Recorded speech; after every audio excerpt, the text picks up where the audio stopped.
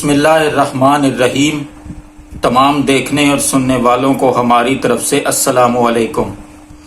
آپ دیکھ رہے ہیں میرا یوٹیوب چینل اور میں ہوں ساجد حسین۔ دوستو، کیا حال ہے آپ سب کا؟ آج عمران خان کی ضمانت ہوتے ہوتے رہ گئی سائفر کیس کے اندر۔ ڈسکس میں نے یہ کرنا تھا کہ عمران خان کے اوپر جتنے بھی کیسز ہیں، 180 ہیں، 150 ہیں یا پھر 200 ہیں، ان میں ہماری جوڈیشری کا کردار کیسا رہا۔ چلو باقی ادارے تو ہیں سو ہیں، جنہوں نے انصاف دینا ہے، جن پر کوئی شخص چاہے وہ ملک کا وزیر اعظم رہا ہو یا پھر کوئی عام شہری ہو، انصاف کی امید عدالتوں پر ہی رکھتا ہے۔ ان عدالتوں کا کیا کردار رہا ہے؟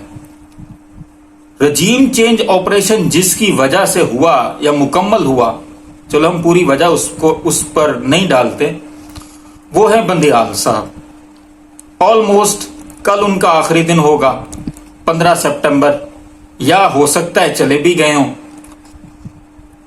اگر انہوں نے یہ فیصلہ نہ کیا ہوتا کہ جی یہ قاسم سوری کی رولنگ غیر قانونی ہے، اگر پارلیمنٹ کے اختیار کے اندر انہوں نے اپنی مداخلت نہ کی ہوتی، وہ سو موٹو نوٹس نہ لیا ہوتا، تو آج یہ حالت ملک کی نہ ہوتی۔ اس کے بعد عمران خان کے اوپر ایک ایک کر کے کیس درج ہونا شروع ہوئے۔ کچھ ججز کا کردار مثالی رہا۔ مثلا پشاور کے ہائی کورٹ کے چیف جسٹس نے یہ کہا، پی ٹی آئی کے ایک رہنما کی گرفتاری ہوئی، ان کو ضمانت دی انہوں نے اور پھر گرفتاری ہوئی، تو انہوں نے کہا کہ اگر میں کسی شخص کو انصاف نہیں دے سکتا تو پھر میرا اس کرسی پر بیٹھنے کا کوئی حق نہیں۔ اس طرح لاہور کے اندر بھی کچھ ججز نے کہا کہ ایک شخص جو حکومت سے پہلے تک جس پر ایک کیس بھی نہیں تھا، جب اس کی حکومت تھی اور وہ حکومت جانے کے بعد 1 سال کے اندر اندر اس پر 200 کیسز کیسے بن گئے؟ قتل کا کیس اس پر، دوسرے قتل کا کیس اس پر، اور پتہ نہیں غداری، بغاوت اور پتہ نہیں کیا کیا کیس بنا دیے اس پر۔ صرف ایک زنا اور یہ اس کا کیس باقی رہ گیا، منشیات سپلائی کا، باقی سارے کیس عمران خان کے اوپر بنا دیے۔ لیکن عدالت ہماری جو موسٹلی عدالتیں ہیں، آپ اسلام آباد ہائی کورٹ کو لے لیں۔ اسلام آباد ہائی کورٹ نے توشہ خانہ کیس کو ایک لوئر جج کے پاس بھیجا، سیشن جج کے پاس، کہ اس کو ڈیسائیڈ کریں کہ یہ قابل سماعت ہے بھی یا نہیں۔ 3 دفعہ یہ فیصلہ اسلام آباد ہائی کورٹ نے کالعدم قرار دیا اور اسی جج کے پاس بھیجا۔ یہ بھی ایک اپنے طریقے کا اپنا فیصلہ تھا کہ جس جج نے ان کی بات نہیں مانی 3 دفعہ، پھر اسی جج کے پاس فیصلہ جاتا ہے، وہ جج قابل سماعت قرار دے کے عمران خان کو اس نے سزا دے دی۔ 25 دنوں کے بعد اسلام آباد ہائی کورٹ نے اس سزا کو مجبوراً کالعدم قرار دیا، کیونکہ وہ سزا بنتی ہی کالعدم قرار تھی۔ اس کے بعد کئی کیسز کے اوپر فیصلے محفوظ ہیں لیکن اب تک سنائے نہیں جا رہے۔ اسلام آباد ہائی کورٹ اس وقت بھی موجود تھی جب رات کو 12 بجے ایک شخص کو حکومت سے نکالا جا رہا تھا، اور اس وقت بھی اسلام آباد ہائی کورٹ اور سپریم کورٹ نے اپنی عدالتیں رات کو کھول لی تھی۔ یہ حالت ہے۔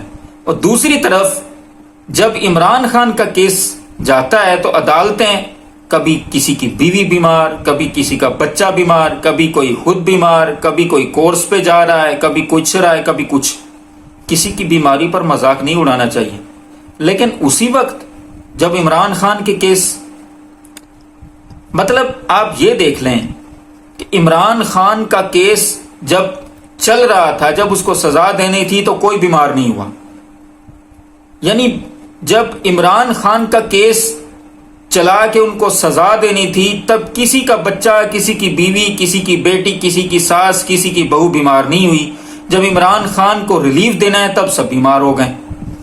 اسی طرح نون لیگ کا جب کیس چلتا تھا تو شہباز شریف صاحب کی کمروں میں درد ہوتا تھا، اور کوئی بیمار ہو جاتا تھا، بڑے میاں صاحب ان کے چمچے پلیٹیں کم ہو جاتی تھیں اور وہ لندن چلے گئے۔ 4 ہفتوں کا کہہ کے چلے گئے تھے اور اب 4 سال ہو گئے ہیں، ابھی تک نہیں آ رہے۔ ابھی بھی 21 اکتوبر کی تاریخ دی ہے، اب پتہ نہیں اگر بیچ میں کہیں عمران خان صاحب کو کسی جج نے ضمانت دے دی، پھر ان کو بیماری ہو جائے گی، پھر وہ واپس نہیں آئیں گے۔ اللہ تعالیٰ انصاف دینے والوں کو سب سے پہلے ریلیف بھی دے گا، آسانی بھی کرے گا جس نے انصاف کیا ہوگا، لیکن سب سے پہلے پکڑے گا بھی انصاف نہ کرنے والوں کو جنہوں نے انصاف نہیں کیا۔ ہماری جوڈیشری کا ایسے ہی 130 سے اوپر نمبر نہیں ہے، کوئی وجہ ہے تو نمبر ہے۔ بہرحال میں یہی کہتا ہوں کہ اپنے ملک کا خیال رکھیں، یہ ملک ہے تو ہم ہیں۔ اللہ آپ کو آسانی دے اور آسانی کرنے کی، تقسیم کرنے کی بھی توفیق دے۔ ان مشکل حالات میں اپنے آس پاس دوستوں رشتہ داروں کا خیال رکھیں، اور ہمارے اس چینل کا بھی آپ کا بہت بہت شکریہ۔